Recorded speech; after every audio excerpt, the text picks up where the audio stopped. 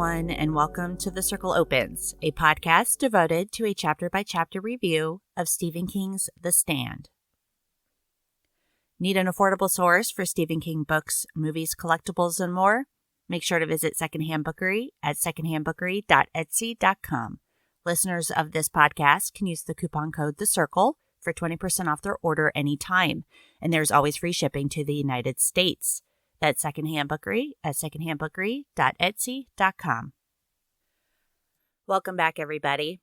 As always, I am Sarah, and thank you for joining me this week on our journey through The Stand. So I'm going to give you guys a quick recap of last week in chapter 39. Lloyd Henreid was still imprisoned in Phoenix, close to starvation and running out of water. Things got so bad that he ate a dead rat and then finally took a bite out of the leg of a dead inmate in the next cell. But thankfully, Randall Flagg happened to appear at just the right time, offering Lloyd his freedom and a place at Flagg's side in exchange for Lloyd's loyalty. Flagg has a stone, a little black stone, one that represents the things that Lloyd wants and what Lloyd could have.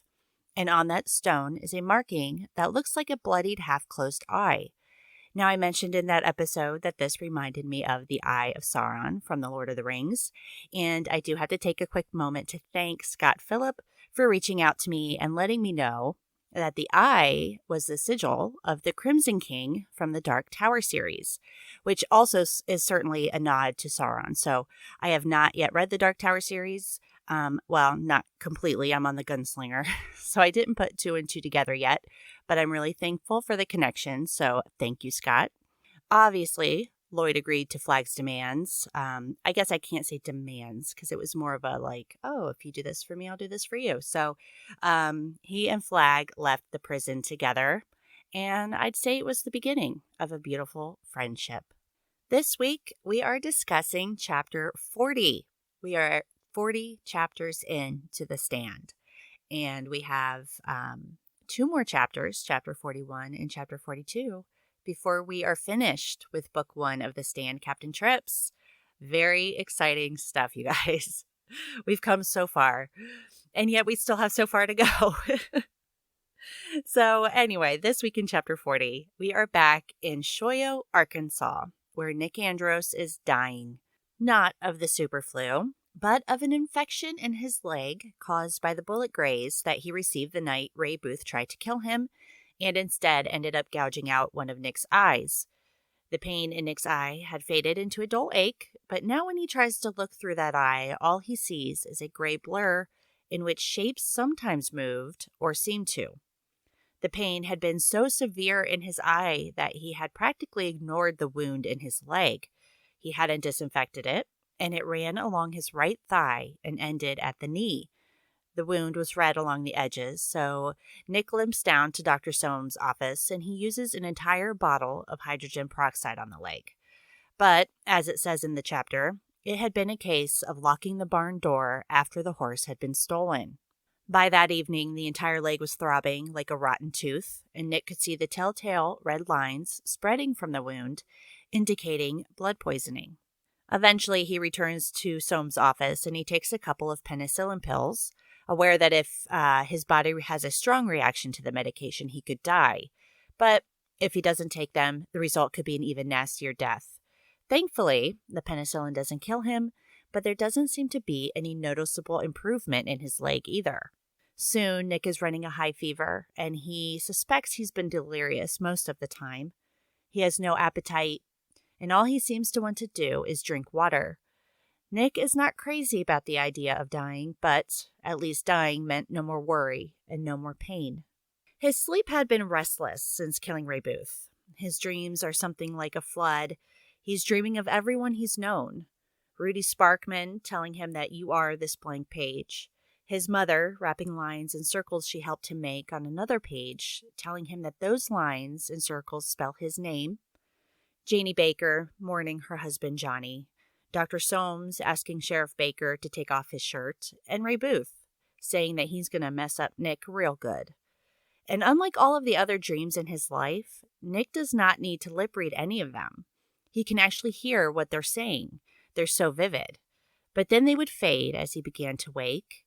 And then a new scene would appear when he sank into sleep again, and he would dream about people he had never seen before. These dreams Nick remembered most clearly when he woke up. In the first dream it reads, he was on a high place. The land was spread out below him like a relief map. It was a desert land, and the stars above had the mad clarity of altitude. There was a man beside him. No, not a man, but the shape of a man, as if the figure had been cut from the fabric of reality, and what really stood beside him was a negative man, a black hole in the shape of a man. And the voice of this shape whispered, everything you see will be yours if you fall down on your knees and worship me. Nick shook his head, wanting to step away from that awful drop, afraid the shape would stretch out its black arms and push him over the edge. The figure asks why Nick doesn't speak. Why does he shake his head? Nick gestures that he's mute, but then he hears himself say, in a clear and beautiful voice, I can't talk. I am mute. The dark figure responds to him, but you can. If you want to, you can. Nick is overcome by amazement and joy. He reaches out to touch the shape, momentarily forgetting about his fear, but his hand turns ice cold as it nears the shape's shoulder, and ice crystals form on his knuckles. And then he can hear. The dark shape's voice, the far-off cry of a hunting night bird, the endless whine of the wind. He was struck mute all over again by the wonder of it. There was a new dimension to the world he had never missed because he had never experienced it, and now it had fallen into place. He was hearing sounds. He seemed to know what each was without being told. They were pretty, pretty sounds. He ran his fingers back and forth across his shirt and marveled at the swift whisper of his nails on the cotton. Then the dark man was turning toward him, and Nick was terribly afraid. This creature, whatever it was, performed no free miracles. If you fall down on your knees and worship me. Nick can only cover his face because he wants all of the things the dark shape has shown him. Cities, women, treasure, power. Most of all, he wants to hear the sound his fingernails made on his shirt, the tick of a clock in an empty house after midnight, the sound of rain. But Nick says no. He says no, and then he's falling, pushed over the edge of that high place, screaming soundlessly and tumbling into the smell of corn. It says, yes, corn. This was the other dream. They blended together like this, with hardly a seam to show the difference. He was in the corn, the green corn, and the smell was summer earth and cow manure and growing things. He got to his feet and began to walk up the row he had found himself in, stopping momentarily as he realized he could hear the soft whicker of the wind flowing between the July corn's green sword-like blades, and something else. Music? Yes, some sort of music. And in the dream he thought, so that's what they mean. It was coming from straight ahead, and he walked toward it, wanting to see if this particular succession of pretty sounds came from what was called piano, or horn, or cello, or what. The hot smell of summer in his nostrils, the overarching blue sky above, that lovely sound. In his dream, Nick had never been happier. And as he neared the sound, a voice joined the music. An old voice like dark leather, slurring the words a little, as if the song was a stew, often reheated, that never lost its old savor. Mesmerized, Nick walked toward it. He walked through the stalks of corn, and he finally comes to a shack in the clearing. And there is a rusty trash barrel to the left and an old tire swing hanging from an apple tree to the right. The shack is described as a porch slanted out from the house, a splintery old thing held up with old, oil-clotted jack-lifters. The windows were open, and the kind summer breeze blew ragged white curtains in and out of them. From the roof, a peaked chimney of galvanized tin, dented and smoky, jutted at its own odd angle. This house sat in its clearing, and the corn stretched away in all four directions as far as the eye could see. It was broken only on the north by a dirt road that dwindled away to a point on the flat horizon. It was always then that Nick knew where he was, Polk County, Nebraska. And sitting on the porch is the oldest woman in America, a black woman with fluffy, white, thin hair. Nick feels like he could just stand where he is for the rest of the day, watching the old black woman sitting on her porch, held up by jacklifters, in the middle of all this corn, listening to her sing and play. She sings again, but stops mid-sentence to speak to Nick. She asks who nailed him to that spot, and Nick responds that he just wanted to listen to her sing. The singing was beautiful. The woman responds that she sings most of the day now, and she asks Nick how he's making out with that black man. Nick responds that he scares him and that he's afraid. The woman tells Nick he should be afraid because we are all mortal. Nick asks how he's supposed to tell the dark man no, and the woman says, "How do you breathe? How do you dream? No one knows, but you come see me any time. Mother Abagail is what they call me. I'm the oldest woman in these parts, I guess, and I still make my own biscuit. You come see me any time, boy, and bring your friends."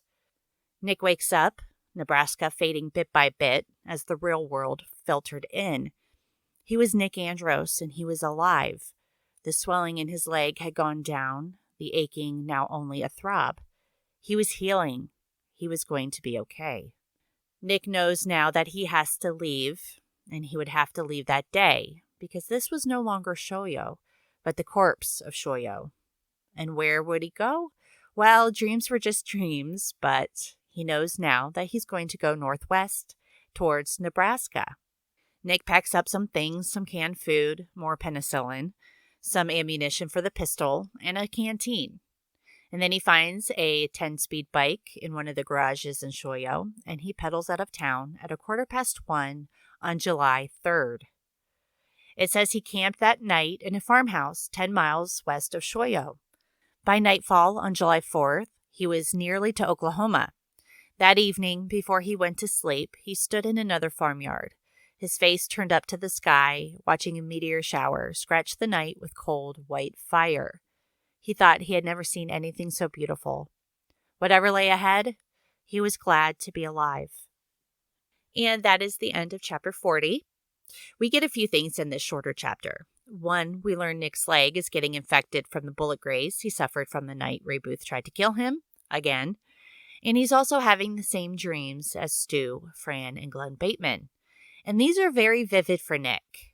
In his dreams, he can hear and he can speak, and he comes face to face with the Dark Man, just like the others had.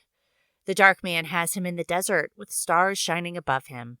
He's showing Nick what he could have if he got onto his knees and worshipped him, the same way that he got Lloyd to pledge his loyalty, promising things they so desperately wanted: freedom, food, and power, in Lloyd's case, and here with Nick, the ability to talk and to hear. Is Flagg that powerful an entity that he could give Nick those things? It certainly seems possible, but Nick is able to say no, despite how desperately he wants them. And because there's still fear surrounding the Dark Man, and Nick is still afraid. In this chapter, we also meet someone that the others have yet to dream about. Okay, well, that's not entirely true. Stu did dream about the corn while he was still being held in the CDC in chapter 13. He had even heard the guitar playing hymns. But Stu had known in the dream that the corn and that music, that was where he needed to get to, despite not remembering quite where it was when he woke up. Nick had dreamed of the corn once in chapter 18, not remembering much of it beyond walking through endless rows of corn, looking for something, but being afraid of something else that seemed to be behind him. Nick dreams of the corn again in chapter 25, when Vince and Billy Warner were dying in the jail cells from the flu. Nick had a sense of home from those dreams, but also the underlying fear that something was in the corn watching him. And now he dreams of the corn again, and this time, Nick comes face to face with Mother Abagail. She's an old woman, the oldest woman living in those parts, and probably the oldest woman living in the entire world now, thanks to Captain Trips. We don't know much about Mother Abagail beyond where she lives and what she looks like, but she wants Nick to come see her whenever he wants to, and she wants Nick to bring his friends, which is a little odd given he doesn't have any and he is currently on his own. So Nick experiences two very different dreams. One of the Dark Man, promising Nick things he's always craved and always wanted, but Nick was strong enough to resist. He says no, leading him into his dream with Mother Abagail. Instead of fear, Nick feels happy. In this dream, he is the happiest he's ever been. and he loves listening to her sing. He loves the smell of summer air. In this dream, there's nothing in the corn after him. It's just Mother Abagail wanting Nick to find her. So when Nick wakes up, of course, he realizes it's time to leave Shoyo and head northwest. And Nick's leg was not doing too well when he fell asleep. He was delirious with fever, and he had the signs of blood poisoning, which is no joke. So did the penicillin really help his leg? Is that what started the healing process, or was it something more? Maybe something a little supernatural? Did Nick's dreams have anything to do with his leg healing? There's really no definitive answer here, but the important thing is that his leg is getting better, and Nick feels healthy enough now to pack up, find a bike, and cycle out of Arkansas. Again, this is a pretty telling chapter showing us the kind of man that Nick is. He is very young, but he's a good person at heart. He was tempted by Flagg, yes, but he was still able to say no. He's aware that there's something terrifying about the man, and hell, so did Lloyd. And he even has the wonder of being able to speak and hear, but that isn't enough for him. Certainly, given those things, is not enough for Nick to fall down at the men's feet and pledge his loyalty to him. So maybe it's the rejection of Flagg that finally puts Nick in front of Mother Abagail, instead of just having these vague dreams about the corn surrounding her home. So when Nick wakes, it's not to the desert that he wants to go. It's Nebraska. I also loved the descriptions that King gave us in this chapter when Nick is able to finally hear and speak. Just the awe and wonder of just hearing, his fingernails against his shirt, stuff that we hear every day that we probably take for granted. So to me, it's even more impressive that Nick is able to tell Flagg no, that he can't worship this man, even though he's being given this promise that you will have these things if you do something so simple. So I think that speaks volumes about Nick's character, because I have a feeling that there are some people in this book that might not be strong enough to say no when being offered so many wonderful things by Flagg. But yeah, just the descriptions that King gives, not only with Nick being able to hear and speak, but, of just the desert air, the stars above them, Nick watching the meteor shower, the description of Mother Abagail, which I didn't go into in full detail in this episode, but if you guys are reading along, you know what I'm talking about. He just has this wonderful way with words. I mean, he described her singing voice as a savory reheated stew. I mean, I would never in a million years be able to come up with that kind of description, but it fits so perfectly at the same time. I haven't really delved very deeply into King's writing in a lot of these chapters, but this chapter 40, is such a testament to his writing ability. There's not a lot of dialogue, but the descriptions of the corn and Mother Abagail and just Nick's, what he's smelling and what he's seeing and hearing, the desert air, all of that stuff is just, I could picture it all so perfectly in my head as I was reading. It was like I was watching a movie in my brain.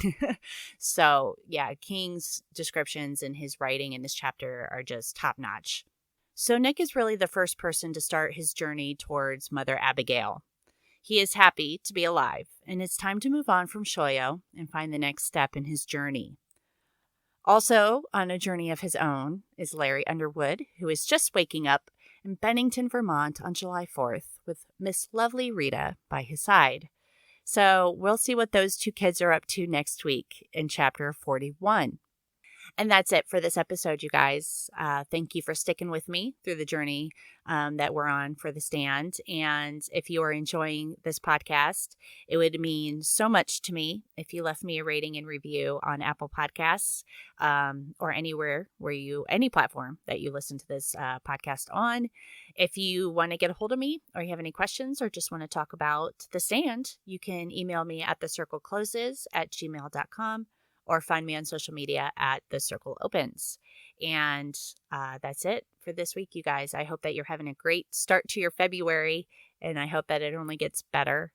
And MOON, that spells see you next week.